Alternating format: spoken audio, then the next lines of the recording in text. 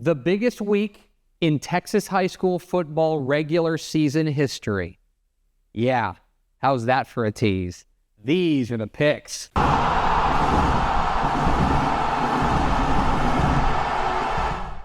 Welcome into the picks, your guide to the Texas high school football weekend. My name is Greg Tepper of Dave Campbell's Texas Football and TexasFootball.com. Thank you so much for tuning in, and perhaps you think that's hyperbole, some sort of hook to get you to watch this video. And first of all, I hope it worked, but also it's kind of true.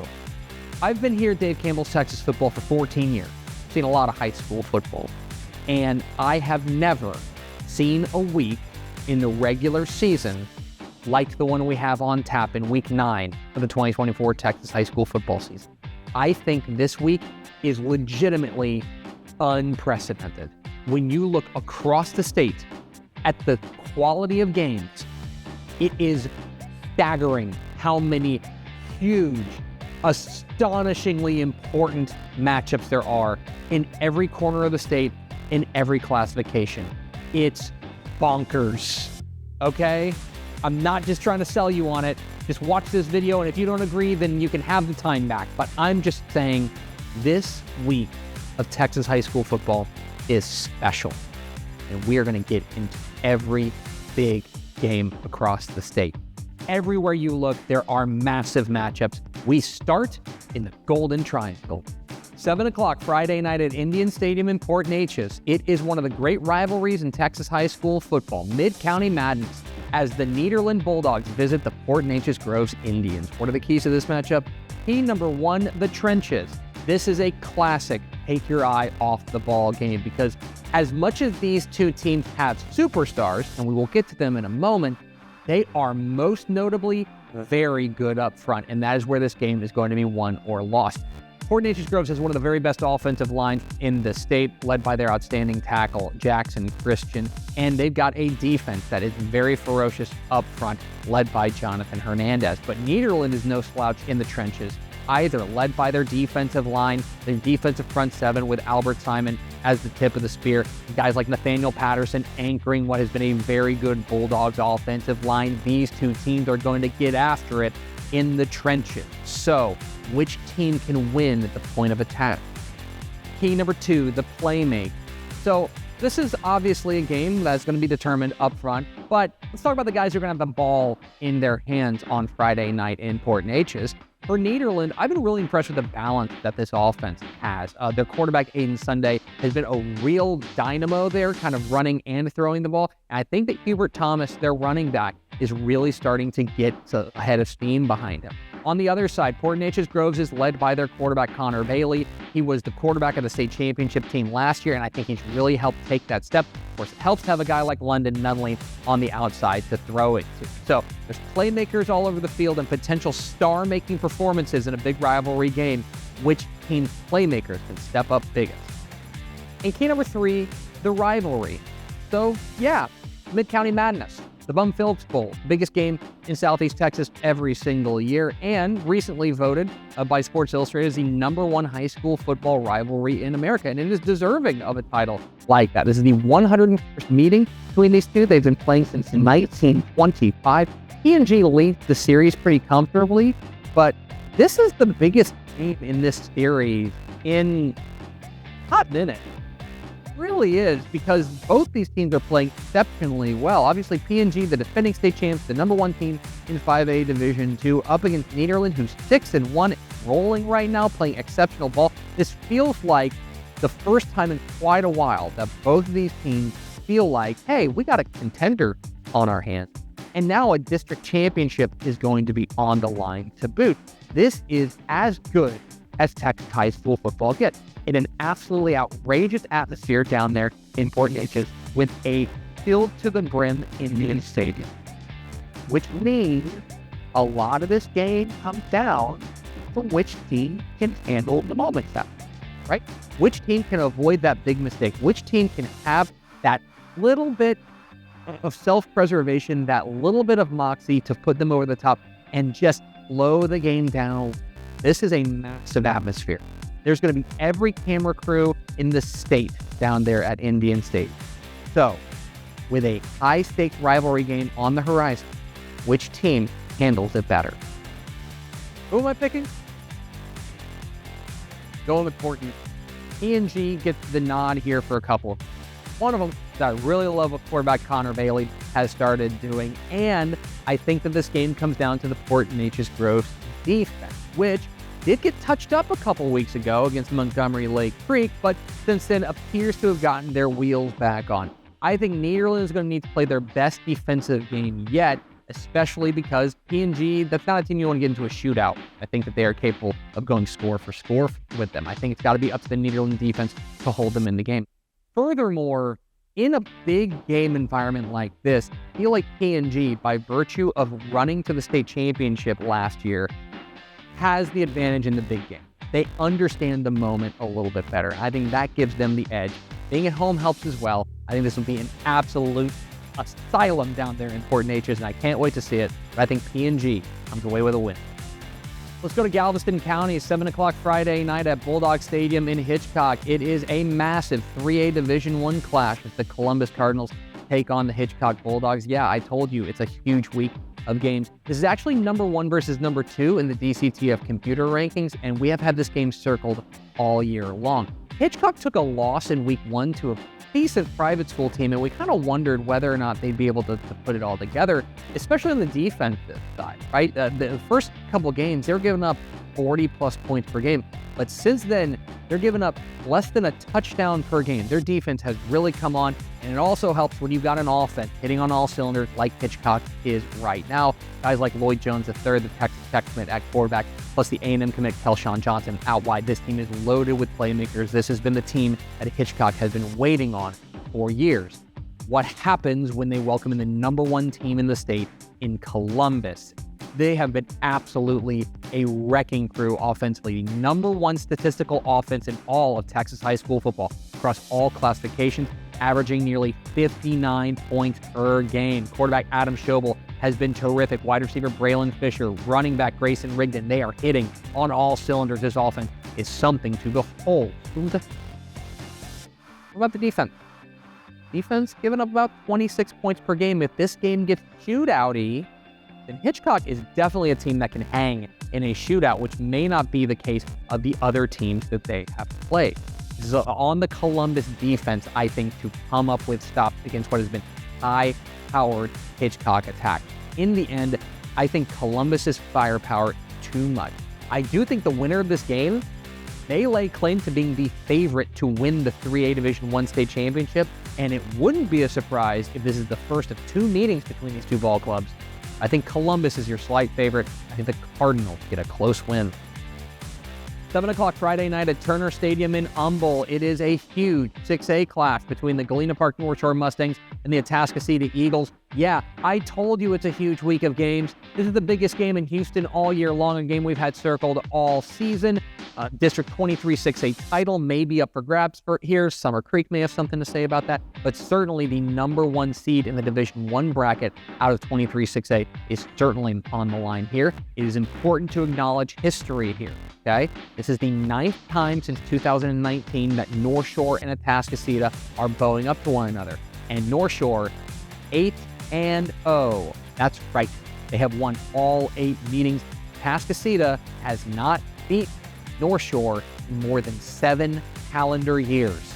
It has been domination from the Mustangs. Is this the year for Atascocita? They have the state's most impressive resume. They have a win at Austin Westlake. They have a win at Katy. They have a gutty win over Humble Summer Creek. They have been rolling, but what do we make of last week? And they got a huge scare against Kingwood and very nearly spit the bit looking ahead to this North Shore team. Was that just a look ahead, or did Kingwood find some things that may work? I love this Atascocita offense with quarterback Carday Mack and, of course, the sensational running back Corey Blaylock, but this is a huge test for this defense going up against one of the most high-powered offenses in the entire Houston area in North Shore, led by quarterback Caleb Baylor. They were wide receiver Quanah Farrakhan Jr. They are loaded at every position on the offensive side. Not to mention their defense is spectacular, led by blue-chip cornerback Devin Sanchez. This North Shore team looks like they are ready for prime time once again. Look, this game is close. I think Atascocita has every reason to believe that this is the year that they can win. I think I'm a little spooked by last week, plain and simple. I think that Kingwood may have exposed a couple of things. Furthermore, I am picking against a streak. North Shore's won 8 in a row against Atascocita. I think they make it 9 in a row. I think the Mustangs come away with a heart-stopping win.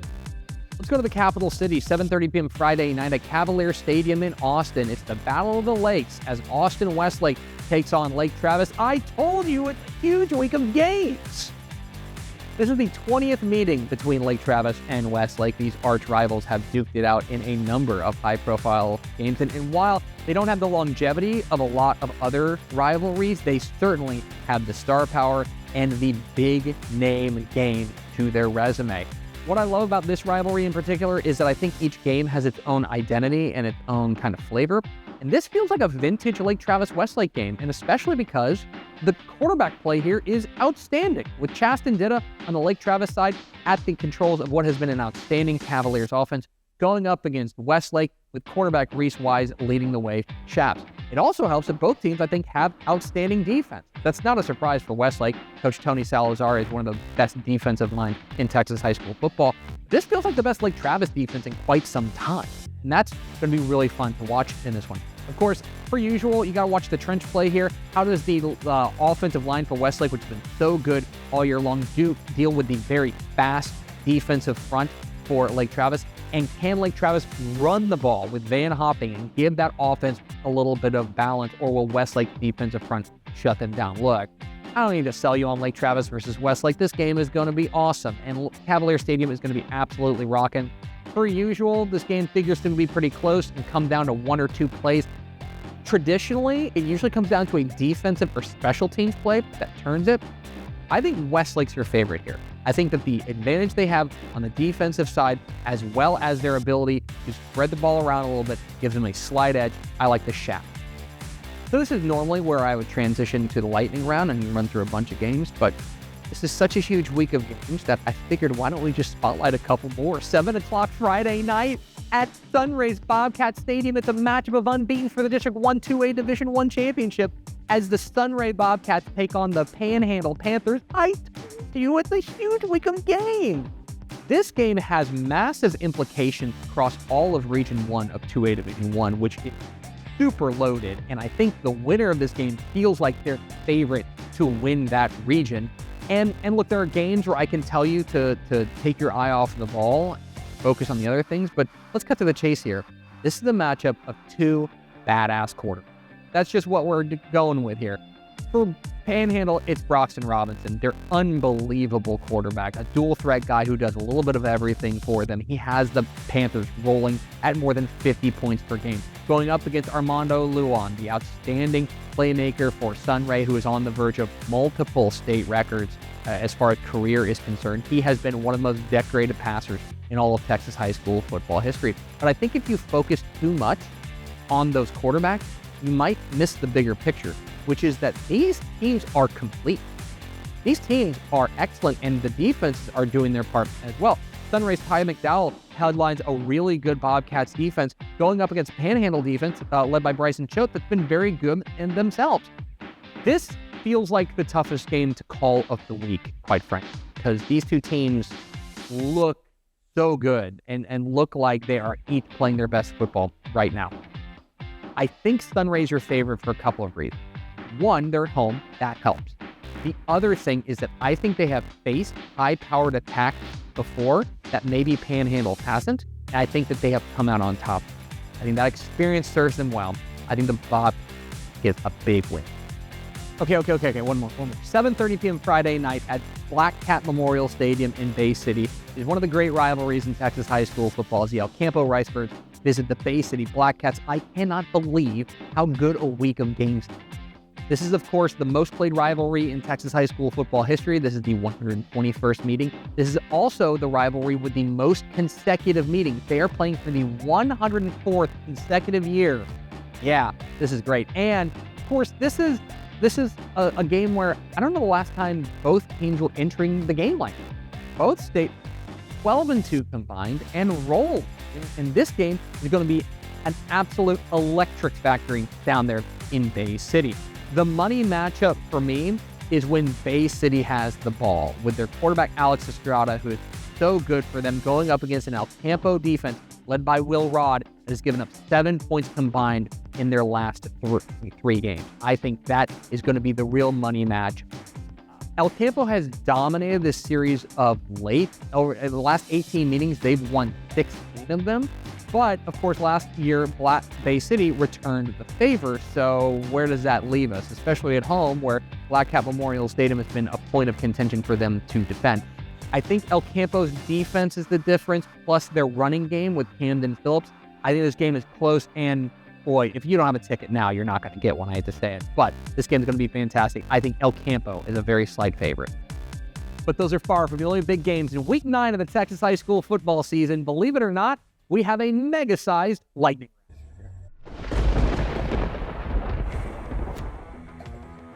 In our six-man game of the week, I like Zephyr to beat Blanket. In our private school game of the week, give me Wichita Christian to beat Carrollton Prince of Peace. And I like Wolf City to get a win over Whitewright. Matchup of surprise unbeatens, I like West Mesquite over Carrollton Creekview. Give me Wascom to take down Big Sandy. Wichita Falls City View keeps rolling with a win over Holiday. In Central Texas, I like Waco La Vega over Robinson. In the Hill Country, with apologies to Ashley Pickle, I like Universal City Randolph over Llano. And down in the Golden Triangle, what a game this is. I like West Orange Stark over Silsbee. I'm going with Smithson Valley over New Braunfels. Give me Sealy to take down Madisonville. And down in the Valley, I like Westlaco over PSJA.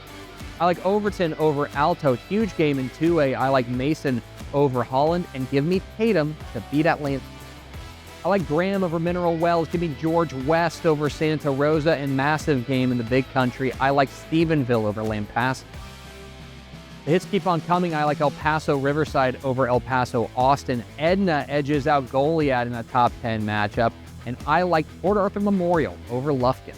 Crystal City gets by Hondo. I like Canyon Randall over Canyon West Plains. And it's a state-ranked matchup in Houston. I like Pearland, Shadow Creek. I like Beckville over Hawkins. Aledo keeps its state record district winning streak alive with a win over Richland. And give me San Diego to take down Bishop. I like San Antonio East Central over Buda Johnson, and PSJA North takes down Westlaco East. Another one of the great rivalries in Texas high school football, I like Odessa Permian over Midland Legacy. Give me Lubbock Cooper to take down Wichita Falls Memorial, and Lovelady beats Mount Enterprise. I'm going with Longview Pine Tree over Tyler Chapel Hill. Give me Little Cypress Mauriceville to beat Bridge City, and Lexington takes down Blanco. Another massive game in Houston, I like Katy over Katy Pato. Another massive game on the Big Country, I like Hawley over Cisco, and Gunner keeps rolling with a win over Bells. Another surprise matchup of unbeatens, I like Grand Saline over Lone Oak. Give me Gilmer to keep rolling with a win over Pleasant Grove, and Galveston Ball takes down Barbers Hill. I like Edinburgh Vela over McAllen Memorial. Give me Dickinson over Clear Springs, and Deweyville beats West Hardin. Rivalry matchup in Northwest ISD, I like Byron Nelson over Justin Northwest. Give me Bushland to take down Shallowater. Brownsville Veterans Memorial edges out Los Fresno. I like Brenham over Killeen Elliston, and Iowa Colony wins a fun one, Fort Bend Marshall. I'm going with Rice Consolidated over Tidehaven, and as if this week couldn't get any bigger, I like Allen Prosper. And those are the picks. I told you it was a huge week of games. Now you can tell me, what am I wrong about? Which games did I leave out? I know I left out some, because again, huge week of game. Let me know in the comments. Don't forget that subscribe button. Also on Twitter at DCTF. Like us on Facebook, facebook.com/Dave Campbell. Also on Instagram, instagram.com/Dave Campbell. And of course, see us at texasfootball.com. Thanks for watching. Enjoy a mega-sized Week 9 of the Texas high school football season. We'll see you.